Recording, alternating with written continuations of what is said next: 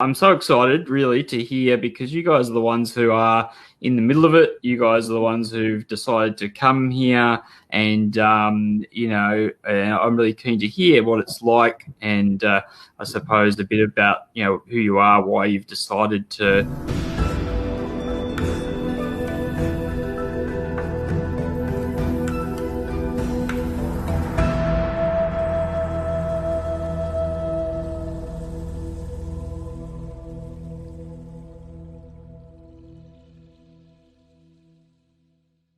Yeah, yeah, it's very valid. I mean, it's when you talk about that, I kind of think about our current school system. Or, I mean, I know they're trying to make things better, but like even if you wind the clock back 10 years, 20 years, and definitely for my dad's generation, it was kind of really that rote learning. Basically, you just had to memorize things, or you'd get the cane, like literally, and it's kind of just crazy, really, that we ended up in that system. And then what I find the most upsetting is that then people would use that as a model to be able to, and this is one of my other bugbears, is I guess it's comparison and the trap of comparison. And I hate if one person sort of tries to lord it over somebody else, or does something to make somebody else feel inferior, when often the case they're not inferior at all. Particularly if you looked at emotional intelligence, for example, like they might be a far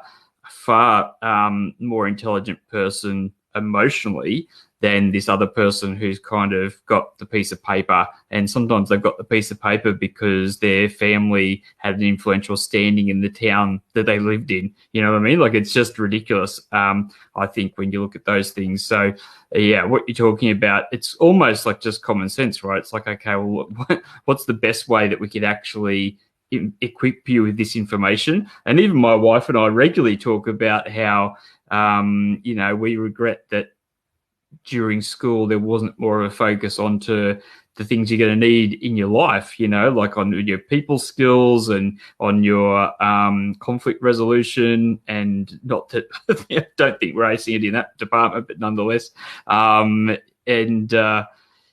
finances and so many things that you actually need, to survive in the world. And yet then you spend all this time trying to essentially rank yourselves in terms of supposed intelligence based purely on your ability to retain information, perform well under pressure. All right, let's get these little champions in here, the young people, the students, the learners. I'm keen to chat to them and hear their stories, and then I'll probably pop back and talk to you guys again before we wrap things up, if that's all good for you. So just hang tight, yeah. Awesome. And I'll bring them on. All right, here we go, little guys.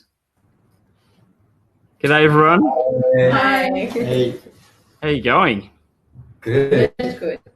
Thanks for your patience with sitting and waiting through. So, yeah, I'm so excited really to hear, because you guys are the ones who are in the middle of it. You guys are the ones who've decided to come here, and I'm really keen to hear what it's like, and I suppose a bit about who you are, why you've decided to join Youth Inc and what project you're working on. So probably a couple of minutes each, roughly. So Aston, mate, tell me, who are you? What's your story, and how did you find out about Youth Inc, and do you like it or not? No, awesome. So my name is Aston. I'm 19 years old, and I have completed year 12, but after I completed year 12, I kind of felt lost, and I felt like I didn't have any direction in life. And I really didn't know what I was doing and what I was going to do for my future.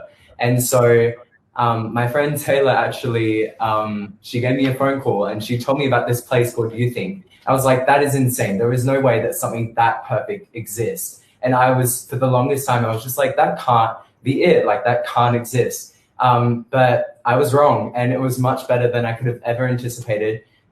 Being here has been an amazing experience, and I'm so grateful to be a part of this. I say it all the time. I'm just so thankful to be here. But that's pretty much my story. That's great. And what's your project? What are you working on at the moment? So I'm working towards getting the gay panic aspect of the provocation defense abolished in South Australia. That's a mouthful. I mean, that's probably anyway, no pun intended. But yeah, that is really something. And how is it going? It's going really great, actually. Just got confirmation today that they're going to be introducing the bill to reform the provocation defense today. So hopefully it'll be passed into Parliament, and that aspect of the provocation defense will be abolished. Fascinating. Tayla, what's your story?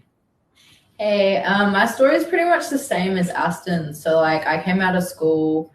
I actually did another course. I did a youth work degree, and I was like, yeah, you know what, this just isn't for me. So I found out about Youth Inc and was like, that's an amazing opportunity. I just want to go and do that. Because I'm a musician as well, and I was like, they have a lot of opportunities for that sort of stuff here. So I just really wanted to try and take advantage of that and try and pursue my dreams a bit more. Yeah. I was saying to Alex actually that looking through the photos, I whilst like I'm a semi-professional videographer, I was really jealous because you guys have got a better setup than I do from a media perspective. I saw like the what do you call it, like the easy rig happening with someone with the camera. I was like, wow, this looks pretty amazing. That's really great. Yeah, I love that. And I can tell there's a lot of focus on creativity, in all aspects, really. Kingsley, what's your story? So I'm 24 years old. I left school in year 11, year 12, roughly. Went and got an apprenticeship as a fitter and turner and mechanical engineer. Finished that off, and throughout my time of my apprenticeship, I just realized that there was probably more out there for me than sort of what school had shoved me in a direction of going and stuff like that. Then I came across Youth Inc, had a few friends that attended here and stuff and ran into them. Sort of got the down low of what goes on here and stuff like that, and it just sounded perfect to explore the opportunities and interests that I've always wanted to and stuff. I think school sort of just isn't the right place for people when they don't know what they want to do and stuff like that, and then you just get shoved in a direction of some sort. So the project I'm currently working on at the moment is called Skating for a Pause.